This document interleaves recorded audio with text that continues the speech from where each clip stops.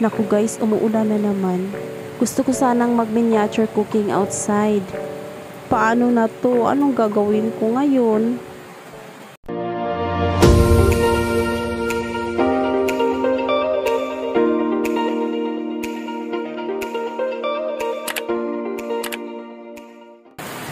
Guys, kung sana ako may planong gawin sa labas, saka naman umuulan. Katulad ngayon, kaya napag-isipan ko, sa loob na lang po ng bahay ako magluluto. At sa ngayon, mag-red chili picking muna ako guys. Kasi marami ng bunga at baka maunahan pa ko ng mga manok dito.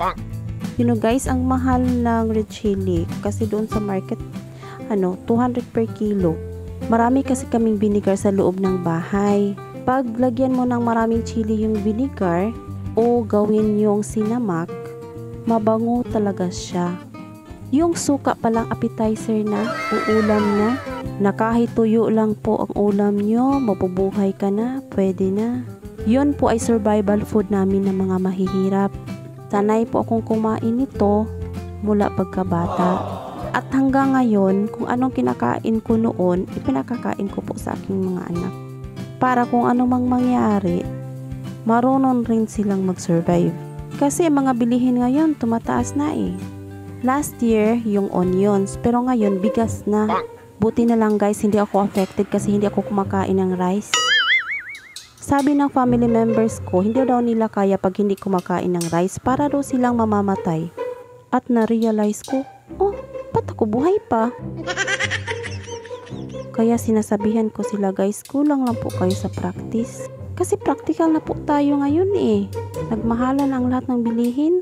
At pagkatapos kong mamitas, lumabas ako at bumibili ng patis. It's raining. Paano papauwi ako guys? Nung biglang lumalakas ang ulan, nung papauwi na ako, buti na lang, a new road was constructed here, I think 2 months ago. It's not slippery na like before.